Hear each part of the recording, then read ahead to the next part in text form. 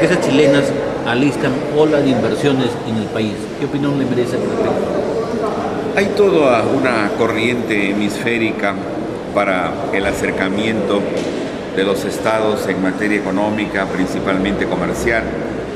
Es el caso de los acuerdos de complementación económica, de los tratados de libre comercio, de las uniones aduaneras, de los convenios para evitar la doble tributación. Toda esta gama de instrumentos del derecho internacional requiere la aquiescencia o aceptación de los parlamentos porque compromete a la hacienda pública de cada país. Pero se están suscribiendo en menos y es una inversión países que están en condiciones de traer sus capitales. Es el caso de Chile y Brasil en América del Sur, como es el caso de España y otros países de la zona euro. Yo creo que ya la inversión no viene solo de Estados Unidos y de Canadá, para hablar de los países del norte, sino que también estamos ante países exportadores de capitales como Chile, que son bienvenidos a nuestro país y que en verdad dice bien de la confianza que inspira el Perú. Los organismos calificadores de riesgo dicen que el Perú no presenta para ningún inversionista riesgo alguno, y ha hecho bien el señor Humala en perfilar a través del primer ministro su política económica, que no conlleva sobresaltos de ninguna naturaleza. Doctor Luis Humberto Falla, ¿en qué estado se encuentra la denuncia presentada usted contra el presidente del Tribunal Constitucional? Entiendo de que el Congreso recién ha nombrado al presidente de la Comisión de Acusaciones Constitucionales. Esta tarea recae en el congresista Víctor Andrés García Belaúnde. Yo no me hago con él y hay hora para fundamentar la denuncia en el seno de la comisión. Se trata de una denuncia a un alto funcionario del Estado que tiene inmunidad, porque así dice la Constitución respecto a los magistrados del Tribunal Constitucional. Cuando el doctor Carlos Mesías no acudió a la Comisión de Fiscalización del Congreso a esclarecer una denuncia que era de dominio público, porque se había publicado en varios diarios de la capital sobre enriquecimiento ilícito en la propiedad de 4 o 5 predios que comportaban un valor de más de $2 millones, pedí que la Comisión de Fiscalización lo invite cordialmente para que sea en ese espacio del Parlamento Nacional donde él esclarezca, pero no acudió, y a mí me correspondía poner la denuncia porque entonces me desempeñaba como presidente de la Comisión Evaluadora de los aspirantes al Tribunal Constitucional. Consecuentemente formulé la denuncia constitucional y ya el Parlamento anterior no tuvo tiempo de procesarla, correspondiéndole a hacerlo. Yo no sé en verdad si el señor presidente, el nuevo presidente de la Comisión de Acusaciones Constitucionales está solicitando información de terceros para cruzar los datos, ya sea de municipios, de registros públicos, informe de la Dirección de Migraciones para ver las salidas del país, cuántas veces y a dónde ha salido el presidente del Tribunal Constitucional. Yo dispuse de una información que alcancé a la comisión en el sentido de que el doctor Carlos Mesías Ramírez había viajado a Rusia haciendo escala en Países Bajos calificados como paraísos fiscales, y tengo el informe de migraciones en ese sentido. Lo hizo en compañía de un señor que alguna vez fue empleado del Tribunal Constitucional, me parece que es apellido Barturín.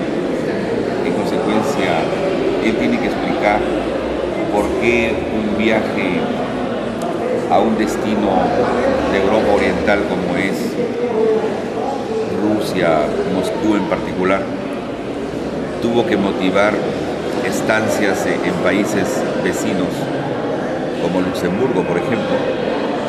En fin, estas son investigaciones que recién empiezan. Yo no tengo nada, absolutamente nada contra el señor Mesías, pero es mi deber transparentar o buscar la transparencia en los actos de los hombres públicos.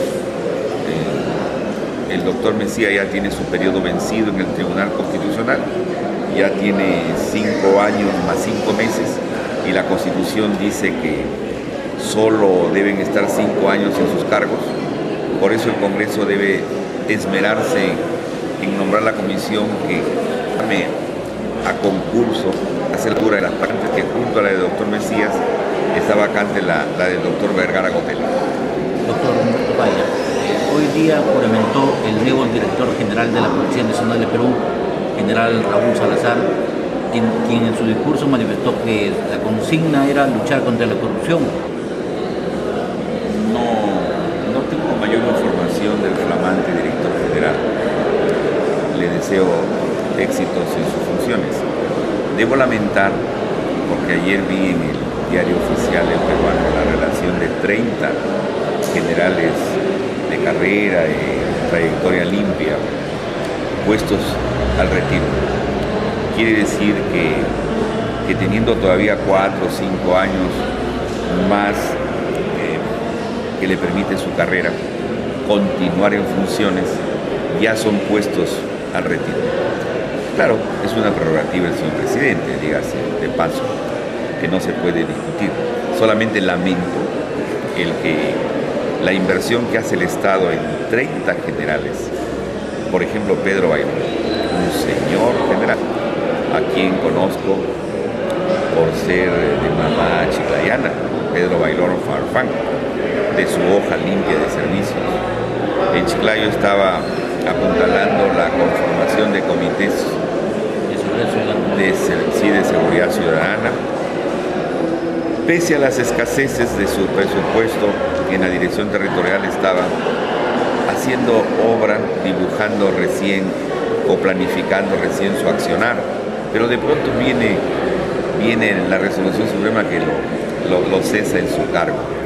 Como otros generales a quienes, por razones de mi función hasta julio de este año, los conocí porque trabajaban alguna vez en la seguridad del Parlamento, el general Tomás Guiber.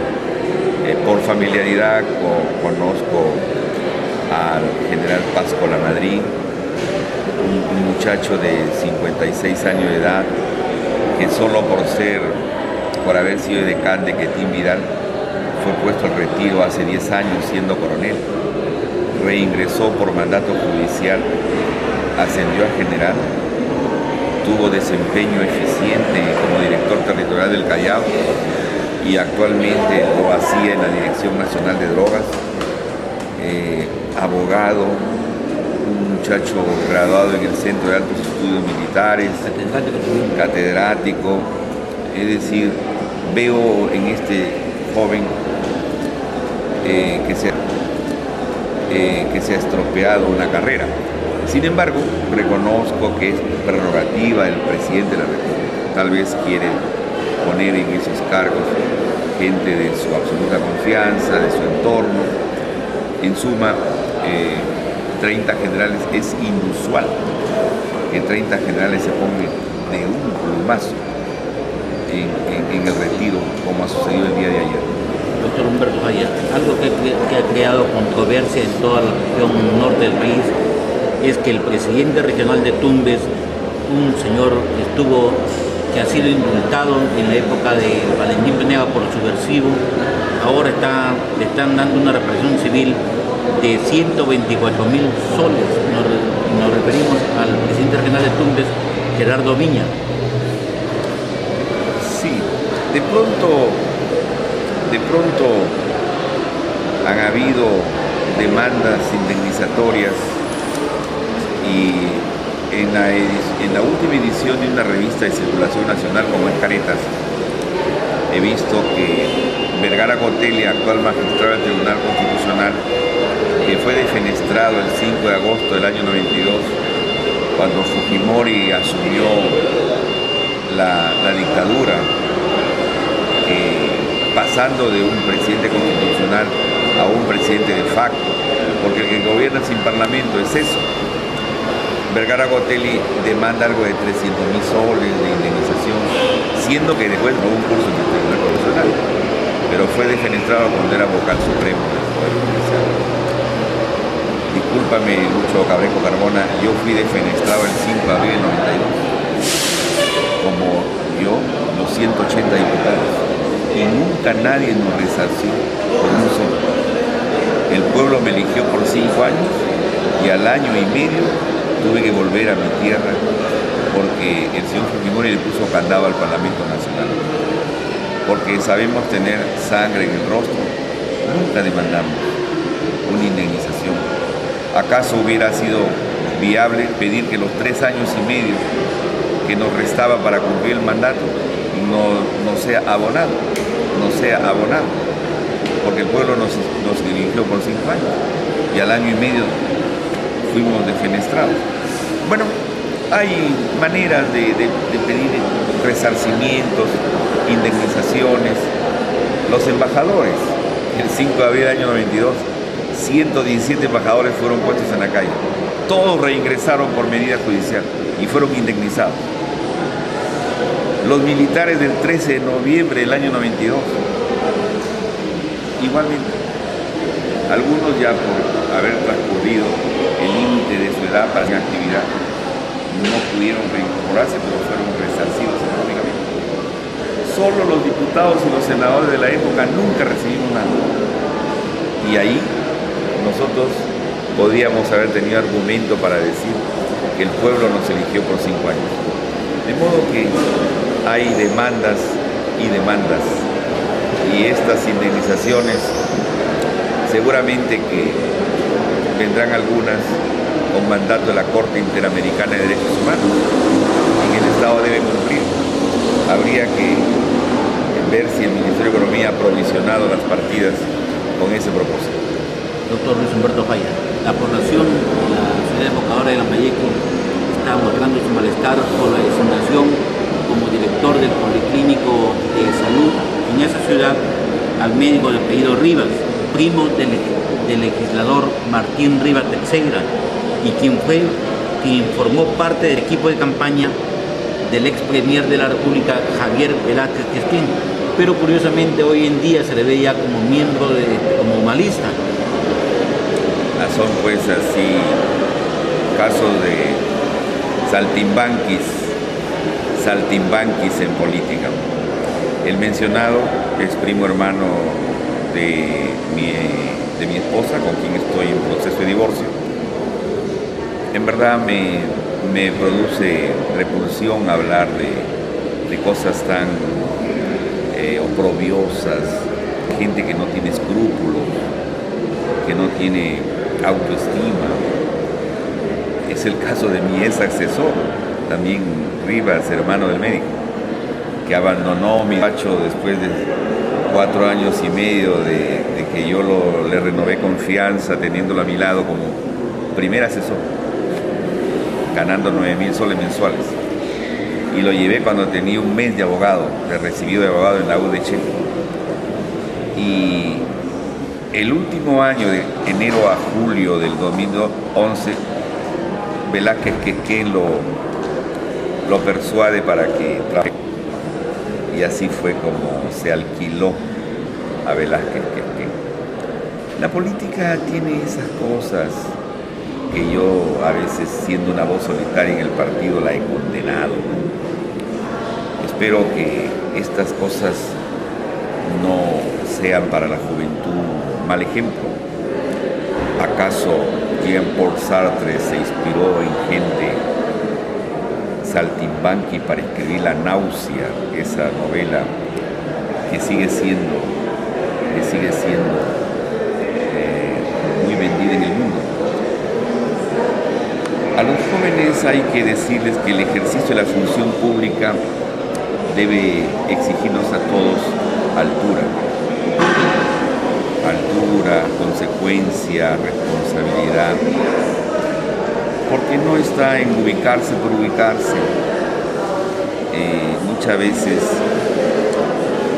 no nos damos cuenta que hay otras personas que nos están observando.